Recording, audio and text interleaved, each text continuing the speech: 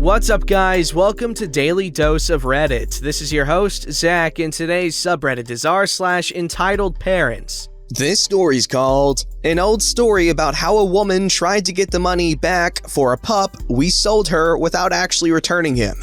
This happened a good while ago, but I was discussing it with my mom recently, so it's still fresh, and the one part of the conversation here I always remembered, as I had never heard my mom angry at anyone other than me and my brother before. It was scary enough. Also, I can't tell a short story to save my life. Sorry. Background. So, when I was around 15, our two dogs, who are both the same age, had him since he was a puppy for a company for a 17-year-old basset hound, who sadly passed, so we adopted a female basset to keep him company. They had been together for a year around this point. With neither of them being neutered, they decided it would be loads of fun to make a crap load of babies. And I mean, she birthed 13, but 11 lived as 2 were stillbirths, with us helping to raise them too, as it was a lot of puppies. As they were purebred basset hounds, they were quite expensive dogs to buy, so we sold them to people. For the price they paid us, we neutered and shipped the dogs, as well as giving them pet insurance forms and an application to join the Dog Breeders Association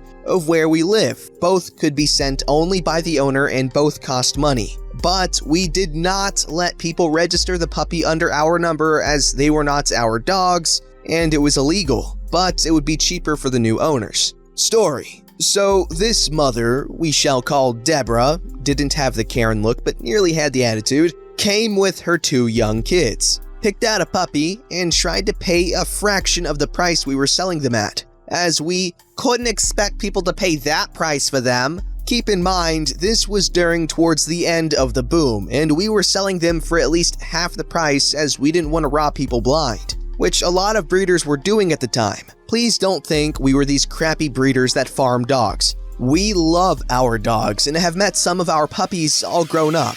She then tried to buy our female dog. I'll pay full price, but I want the mom as well for that price. We adore these dogs, especially my mom, who shut that down pretty fast. She paid full price eventually, and we gave her a stern warning to fill out the forms and send them off ASAP, as you never know what might happen. An older dog of ours had been run over by a neighbor in our damn house, and the insurance paid to make him comfortable while he was put down. Rest in peace, Rascal. And 50 euros luck money back from what she paid. It's considered good luck here. My parents gave every other person 100 euros back. 1 week later, Deborah rings my mother and tells her that my mom needs to give her our Dog Breeders Association number to register, as it's cheaper, and my mom shuts her down hard. There were a few profanities thrown at my mother, who was not impressed. She loathes swearing, so my mom hung up.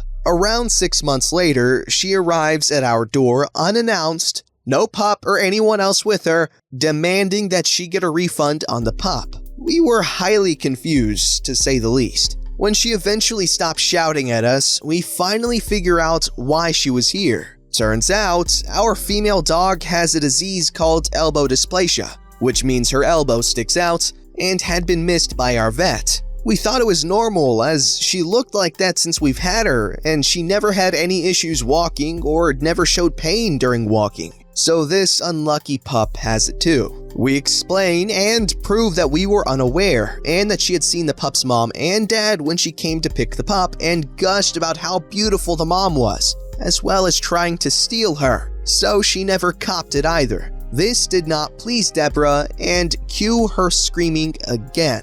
During this rant, we find out why she was at our door. She wants us to refund her the money she paid for the pup, including the 50 euros we gave her back as the luck money, which she conveniently forgot we gave her, and pay 2,000 euros for the surgery. My mom got her to calm down and speak like an adult, and this conversation occurred. Okay, but why are you here? We gave you insurance forms, and your insurance will cover the cost of the surgery. I didn't think I needed insurance, so I never bothered with it. It's quite expensive, and he seemed perfect. Insurance for a year at premium rates is around 250 euros. Well, unfortunately, I can offer you 2 options. Either return the puppy and we will refund you, or leave and keep the puppy. But he's family now. The kids are so attached to him and we trained him so well. He's a very good boy. We'll take the dad so as the mom is broken too, and we'll keep the pup as well. It's the least Mom and I could do for the inconvenience of having to come all the way down here. This was the straw that broke my poor mother. She let rip at Deborah about how she was stupid for not listening to our advice, that we told her no when she originally came asking about the mom, and there was no way in hell she'd get a penny or our dogs from us. The mom dog is also called Penny.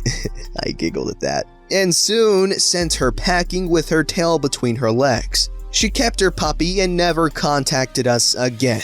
I hope that poor baby was okay. And Mom says if the pup had been there with her, she would have taken him and given her the money back there and then. Okay, real quick, just gotta correct something, because it kind of irked me a little bit. Neutering is for male dogs, spaying is for female dogs, okay?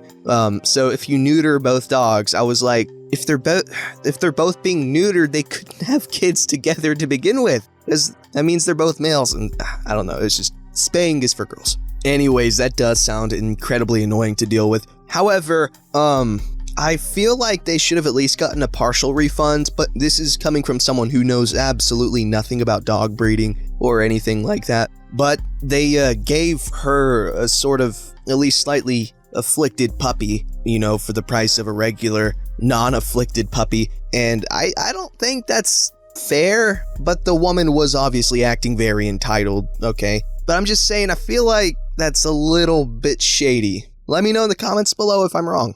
This story is called Entitled Grandparent and the Sweet Spot Anger. I'm a guy from Medellin, Colombia, and I study music, singing, in an academy in town. And every semester, it does a presentation in the city's Hard Rock Cafe restaurant, where some students create groups and prepare a song and present it. Sometimes they even compose the song themselves. My story starts 6 months ago, the day of the presentation.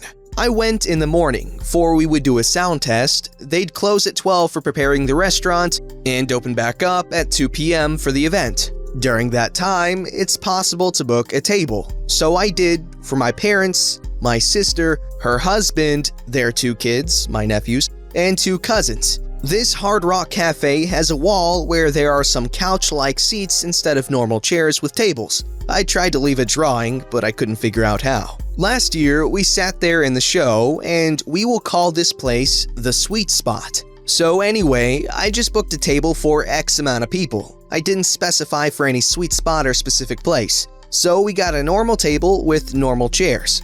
And I went out to get some lunch with some friends from the academy in a mall across the street. Since food at Hard Rock can be a little bit expensive for what I guess, was in the capacity of paying. I ate a 15-centimeter sub, and around 1 p.m., we were heading out of the food courts and back to Hard Rock Cafe. On the way, my dad, grandfather of my nephews, therefore he will be entitled grandfather, rings me, so I pick up. It goes something like this. Hi Dad, I just had lunch. How are you? Where are you? In the mall across the street? Why? Because your sister and her family are there in Hard Rock. Why aren't you there? What do you mean they're there? The event starts at 2 p.m. Why didn't you book a sweet spot? What? I can't ask them to book a specific table for me. They just see what books they have and organize the restaurant accordingly. Not an idea if that's how it works, but I was just guessing. No, they don't have the right of reserving the table they want to reserve you. You could have asked for the sweet spot. Now, where will sister and nephews lay if they fall asleep? Which is what happened the time we got the sweet spots. They're still babies.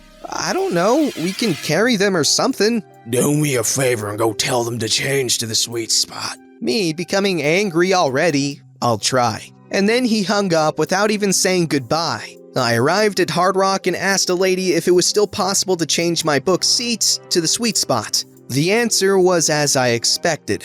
No, the seats are already taken. Duh. I'm even glad they didn't book us that spot, because anyway, my dad, entitled grandfather, only wanted it for his grandsons to lie down and sleep on them. Like if they couldn't sleep in someone's arms. I mean, they're babies, you can carry them. Anyway, I called my father again. I didn't even greet him. Dad, they can't change us to the sweet spot, the table's already booked. For freaking God's sake. Okay, what else can we do? Honestly, what a mistake. It even makes me feel like I don't want to go. That made me so freaking mad. Music is my life, and I'm aspiring to become a musician. And the fact he didn't want to come see me be freaking happy for once while I did what I liked because a freaking table made me explode. I talked to him in a cold, serious way. I think the maddest I had ever talked to him. The assistance is not an obligation, Dad, so don't come if you don't want to. And I hung up and went inside with my family. Neither my brother-in-law, my sister's husband, I Google translated it, nor my sister were mad about not being in the stupid sweet spot, so there were no worries. My mom came afterwards, along with my cousins, and sometime afterwards, him. I didn't direct words at all to him during the event, except for some short answers when he told me something, just for being a little bit polite. What bothered me the most is that when he arrived, he said to me, "My baby, don't say those things. Why wouldn't I come to your presentations?" Because of a stupid freaking table? You know that I'll always be with you in your dreams. Canned laughter. He was acting so natural, as if he wasn't mad at anything at all. My dad is a good man, but when he starts with his entitled crap for his grandsons, he seriously gets me mad. And even more so when he acts like nothing is wrong towards me. The rest of the day was normal though. I sung on stage. Curious enough, the song I prepared was Numb by Linkin Park, which really expressed the way I was feeling in that moment, and won the applause of the public. And I assure you, there's no more comforting sensation. It really helped me get it off my chest. Yeah, it really sucks when your parents don't support you in what you want to pursue and all that, but honestly, an outsider's perspective, it looks like your dad was trying to make up for maybe being a jerkhole before the events, when he was being sweet to you during the event. But, that's just my outsider's perspective. I don't know the dude. So, yeah.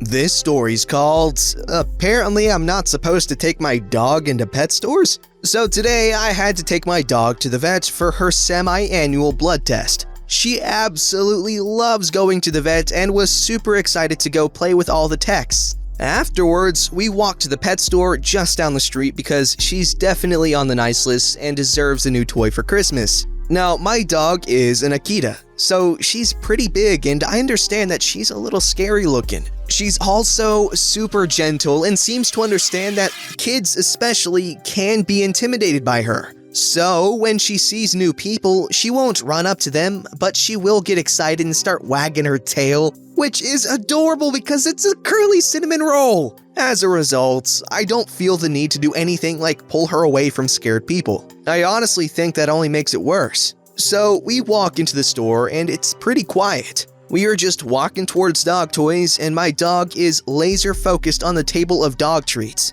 A mom and her kid walk past and he points to my dog and calls it a wolf. Her face is all black and she's big enough that this isn't really a stretch. The mom then stops me and the following conversation happened. "Excuse me, that breed is banned. You can't bring it in here." I'm pretty sure the store doesn't have a banned breed list. It's a pet store. "That's a wolf hybrid and it's scaring my kid. You need to leave." I'm sorry your kid is afraid of dogs, but she's not a wolf hybrid and she's not bothering you. The whole time we're still standing next to the treat table, so the dog hasn't moved an inch closer to them. She's just staring at the food with her tail wagging. "My son is scared. You need to leave." No. At this point, my dog decided that these must be new friends. She took a step towards them with her tail still wagging at top speed. She stretched her head towards them to ask for pets, and the kid was just frozen staring. The mother just picked up her kid and walked the other way. I just chuckled and we went to look at dog toys. When I went to check out, the cashier told me the lady had complained about my wolf hybrid,